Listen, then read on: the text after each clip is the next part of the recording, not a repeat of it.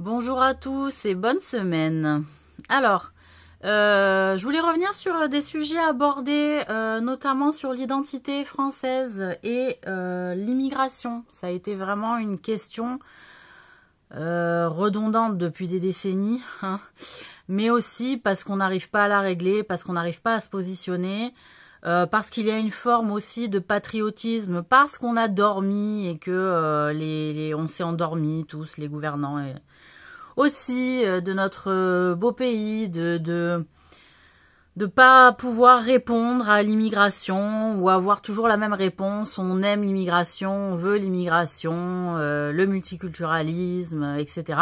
Sauf que il y avait quand même des problématiques qui étaient posées depuis un moment au sein de beaucoup de services, hein, notamment sociaux, mais des services aussi d'entreprises privées, des problématiques aussi de populations sans papier, des populations qui sont quand même utilisées par notre système aussi, par des personnes reliées à notre système qui ont un poids dans la société aussi, parce qu'ils ont de l'argent, parce qu'ils ont de l'influence dans l'administration aussi, et qui peuvent ou par le biais alors de chantage ou pas aider des personnes à avoir leur papier ou à contre-échange de services en faveur de la France aussi.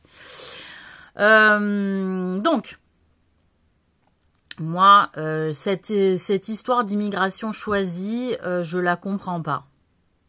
Voilà. L'immigration choisie, c'est quelqu'un qui choisit d'immigrer. Voilà, c'est quelqu'un qui choisit d'immigrer pour une raison particulière. Alors, si on l'utilise dans le terme du sens, l'immigration choisie, c'est-à-dire le pays choisit son immigré, en réalité, c'est ce que met en place déjà le Canada, puisqu'il y a pas mal de campagnes de pré-candidature, de profilage de différentes personnes de différents pays. Et alors, le Canada ouvre ses portes à tout le monde, hein, mais il profile en amont par des dossiers via Internet, en demandant CV, en demandant etc. Donc, tout est, moi ce que j'ai trouvé intéressant dans les démarches du Canada, c'est, je parle fort, je suis désolée, j'ai l'impression d'avoir une grande assemblée devant moi, du coup je parle fort, c'est comme ça. Je suis pas sourde, hein, c'est comme ça. Donc, qu'est-ce que je voulais dire? Le Canada a trouvé un moyen, je trouve intéressant, c'est-à-dire de faire envoyer les demandes par les intéressés, hein, par le pays du Canada. Hein.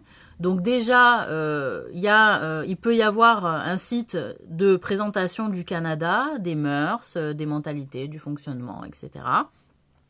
Après, on peut lier un dossier auprès du ministère de l'Intérieur, par exemple. Hein, lier un dossier de présentation de son profil avec ses études, avec sa formation scolaire, avec sa culture aussi, ses mœurs, etc., sa vision, sa mentalité, etc. Il peut y avoir une visite de fait. Alors, potentiellement, il peut y avoir, d'après ce que j'ai compris, des financements faits à moitié par le pays accueillant. Hein, si un profil plaît, il y a une moitié de paiement de cotisation de voyage. Peut-être il peut, dans ce cadre aussi, avoir des voyages moins onéreux pour que la personne puisse voir le pays. Et si ça lui plaît pas, repartir. Hein, voilà. C'est-à-dire, ce qui serait dommage, c'est que si le pays plaît, une fois resté, une fois arrivé, on reste, plutôt que de repartir pour revenir. Bon, ça, tout le monde ça trouverait, voilà, ça me plaît, ça reste, on se plaît, bon, je reste, j'ai prévu comme ça fait c'est un projet qui me tenait à cœur, ça fait un moment, etc. Mais il y a une facilité comme ça par la dématérialisation de dossiers, papiers, etc. Donc ça commence à se faire aussi un peu partout dans le monde et on est heureux de ça, hein, on se réjouit. Donc, qu'est-ce que je voulais dire aussi? Ça pour moi, ça serait une vraie solution et ça serait une vraie solution aussi au travers d'une forme d'écrémage de profil avec un justificatif stipulant pourquoi telle personne ne serait pas gardée pour intégrer le pays. Voilà, je pense que le pays doit savoir aussi se justifier pour le respect de la personne qui est intéressée par ce dit pays, de pouvoir le justifier de manière correcte et respectueuse, pourquoi il n'est pas intéressé par le profil de ce demandeur refusé. Sachant que des refus de profil ne doivent pas devenir des refus, par exemple, moi j'aimerais pas voir, voilà, au bout de 3 refus, alors, au bout de 3 refus dans un même pays, c'est-à-dire on peut faire 3 demandes dans le même pays, et c'est 3 fois refusé, bon bah effectivement on blacklist la personne, on dit t'as essayé 3 fois, peut-être tu t'es trompé, peut-être ton profil machin, au bout de 3 fois c'est bon, hein, on profile plus, ou au bout de 2 fois, c'est comme, alors là j'ai envie de dire à chaque environnement, à chaque condition de son pays par rapport à la réalité qui vit, par rapport aux demandeurs. Par contre, ça ne doit pas blacklister, c'est blacklisté dans ce dit pays. C'est-à-dire point barre. Voilà. Et c'est aussi important de laisser son opportunité à tout le monde, sachant que souvent les gens se focalisent et se fixent sur les mêmes pays occidentaux. Franchement, moi, si je pouvais partir, je choisirais pas un pays forcément occidental. C'est fatigant, surtout quand on vient d'ailleurs. C'est vraiment pas les mêmes mentalités. Et les mêmes efforts en réalité. Vous avez une qualité de vie, si vous n'êtes pas obsédé par le matériel, encore une fois, pour avoir des objets trucs, des objets machins, et ben en réalité vous êtes quand même, je vais vous le dire, plus heureux psychologiquement que nous. Plus heureux psychologiquement que nous. Nous prenons la plupart des médicaments pour arriver à survivre dans la tension psychologique et mentale dans laquelle nous devons vivre. Voilà. Donc vraiment, on n'arrive même plus à pouvoir se casser et aller voir ailleurs des mentalités hautes pour se reposer le cerveau. C'est grave. Voilà, vous n'arriverez qu'à faire votre moi, point barre. Donc c'est ce que vous faites sûrement chez vous, ce qui vous donne envie de partir pour beaucoup, sûrement. Mais en réalité, nous, on arrive à peu près à la même situation, à moins, effectivement, d'arriver avec des bagages de diplômes. Et d'ailleurs, je souhaite un petit peu que ça s'assouplisse, hein, que l'expérience, quand même, fasse foi avant les titres de diplôme qui, franchement, parfois, sont trichés ou achetés. Hein. Bon. Donc, tout concernant les pays qui sont complètement envahis par les bateaux de passeurs. Et donc, le choix est souvent malvenu. Je vais employer ce terme choquant, je vais assumer. De laisser mourir les bateaux en mer, parce qu'en réalité, on ne sait plus quoi faire. La politique du pays refuse, l'autre politique du pays voisin refuse aussi l'accueil de ces personnes, donc ils crèvent en mer. Voilà. Donc, alors moi, j'ai une mentalité un peu radicale là-dessus. C'est un risque. La personne qui s'embarque sur une embarcation pour aller dans un autre pays pour un avenir meilleur, et qui paye une certaine somme, mais qui connaît le type d'embarcation, qui sait aussi qu'il peut y avoir des tempêtes, que ça peut couler, qui sait aussi qu'il y a une politique quand même globale, parce que bon, ça va, on va pas jouer les idiots, hein, même les gens qui n'ont pas d'école, ils savent que les autres, ils n'ont pas forcément envie d'accueillir. D'ailleurs, eux, peut-être même, ils seraient pas super enclins d'accueillir des étrangers aussi chez eux, parce qu'il faut savoir aussi que des gens qui vont immigrer, ils sont pas forcément pour qu'il y ait beaucoup d'immigrés qui viennent chez eux, hein, aussi. Voilà, faut en parler de ça, de cette mentalité-là. Ils aiment bien aussi que ça reste entre eux. T'as compris? Donc si on ouvre aussi un petit peu trop le pays à tout le monde, et que ça s'enrichit, ça va faire venir des gens, des immigrés peut-être, et que bon, il y en a, on n'a pas forcément envie de les voir. Hein? On va en parler de ce côté-là, de cette mentalité-là. Moi, je parle de tout. J'ai pas de tabou. J'ai pas un problème avec ça. Donc, les personnes donc qui prennent ce risque de passeur, ils le savent qu'ils peuvent risquer leur vie en mer et qu'il peut y avoir des blocus, des blocages de leurs embarcations. Donc, qu'il y ait aussi des politiques de bateaux en alertant sur la situation critique de risque mortelle, imminente de personnes sur des embarcations vraiment pas adaptées, j'ai envie de dire, ils le savaient, d'accord? Et certains comptent sur notre gentillesse et notre tolérance à vouloir les garder en vie à tout prix, voilà. Et que parfois un peu de fermeté en disant non, les portes là c'est fermé, si vous venez c'est la mort que vous allez trouver. Ça calme et ça arrête. Donc, j'aime bien qu'on se batte à tout prix pour la vie, mais quand on voit les gens qui s'amusent à prendre le jeu de la mort pour tout un tas de raisons, et que par contre, à un moment donné, ça fait des scandales et des histoires pour les embarcations, où ils le savent, c'est risqué, donc t'es arrivé, il s'est rien passé, tu peux dire que c'est Dieu, il t'a laissé passer, le bateau est bon, les mecs, voilà, les jarretez pas, on va dire. Si c'est pas passé, ils sont crevés, peut-être c'est des innocents que Dieu il voulait récupérer aussi parce que il y avait autre chose comme solution que de venir, hein, et ils les ont pas cherchés non plus, voilà.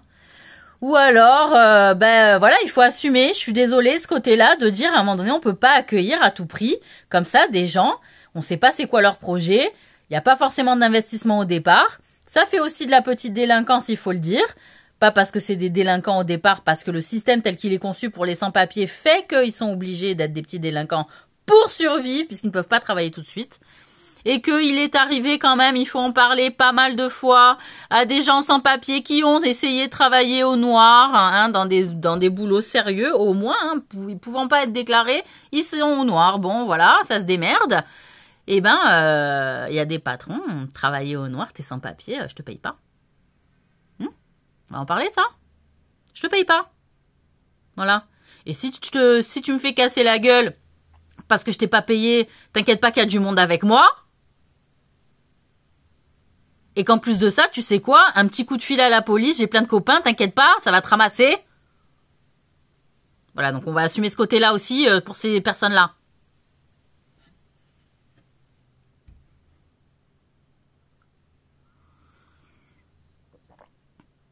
Donc, voilà.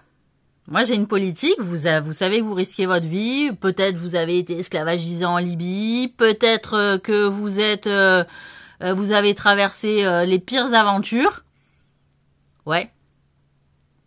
C'était le lot parce que la France, ça fait longtemps qu'on commence à dire que ce n'est plus la terre d'accueil. Et d'ailleurs, elle n'a jamais été une très belle terre d'accueil. Faut dire ce qui est, hein. C'est pas le Canada, la France, faut arrêter aussi de la jouer. La France n'est pas une très belle terre d'accueil. Je veux dire, en termes d'accueil, peut mieux faire. Franchement, peut mieux faire la France. Voilà, même si elle en a fait beaucoup financièrement, justement, il aurait été sûrement plus intelligent d'en faire moins financièrement et de faire un accueil plus chaleureux humainement, hein, et moins statutairement, je te chie quand même dessus à la gueule. Non mais... D'accord ou pas? Vous voyez la nuance?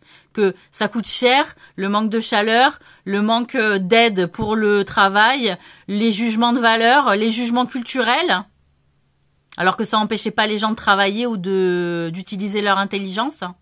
Et après, ça part dans les pays machins pour aller connaître les esprits intelligents, mais ils sont ici, hein, les esprits intelligents. Vous les avez juste parqués dans des cités et dans des petits appartements où ils étouffent. D'accord? Voilà. Donc moi, personnellement, mon patriotisme, il est ce qu'il est. Hein, moi, je me bats pour le peuple français, je me bats pas pour l'État.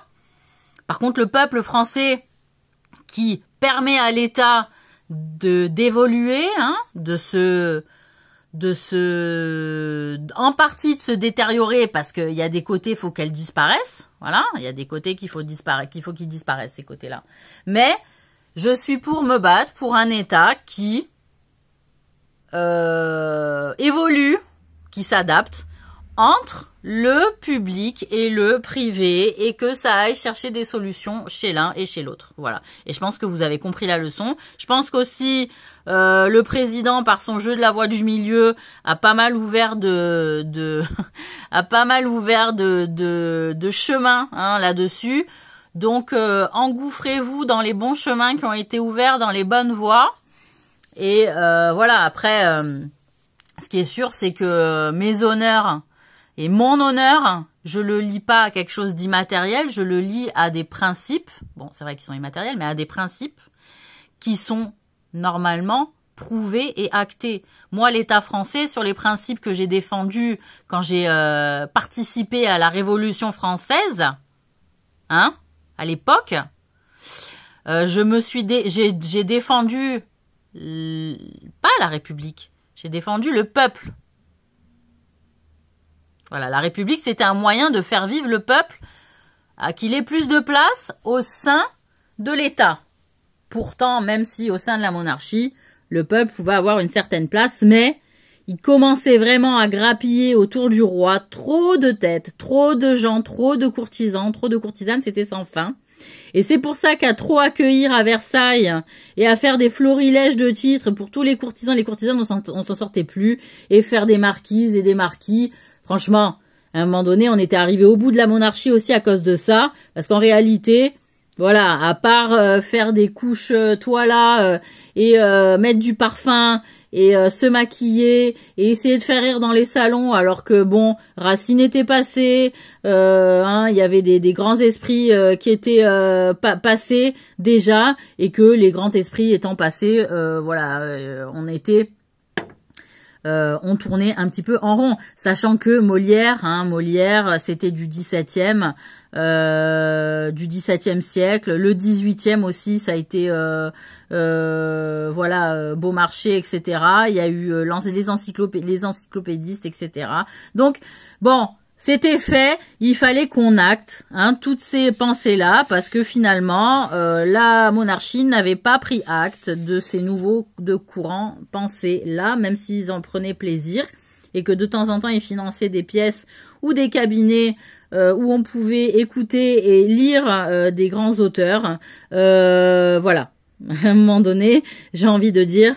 On va arrêter de penser que la République et sa déclaration des droits de l'homme de 1789 nous a suffi pour former et forger ce pays. Il a fallu un code civil pour tout légiférer les actes des uns et des autres, pour remettre à plat ce sur quoi il fallait travailler. Et légiférer dans les actes des uns et des autres, bons et mauvais. Mais aussi, ce que je tenais à dire, c'est que la Constitution, telle qu'elle a été malmenée aussi ces derniers temps, en termes d'organisation, le Conseil constitutionnel, je veux bien, mais à un moment donné, si c'est pour sauver à chaque fois des intérêts influés sous la forme de lobby, forcément, je suis patriote dans le sens où je défends toujours mon peuple français. Voilà, je défends pas un État français qui fait n'importe quoi. Franchement, n'importe quoi au travers de ses gouvernants. Voilà, parce qu'ils se font, comme on dit, alpaguer à Marseille. Ils se font accrocher par des gens malhonnêtes qui font chantage aussi sur eux, etc. Donc c'est en cascade. Donc moi j'aimerais bien aussi que les gens qui font chantage sur eux, on fasse un peu aussi chantage sur eux, voilà, on fait un peu chantage, voilà, donnant. C'est la loi du Coran que je porte aussi, c'est-à-dire œil pour œil, dent pour dent. Tu me fais du chantage, t'en fais. Voilà, je te fais du chantage. Voilà, il n'y a pas un problème.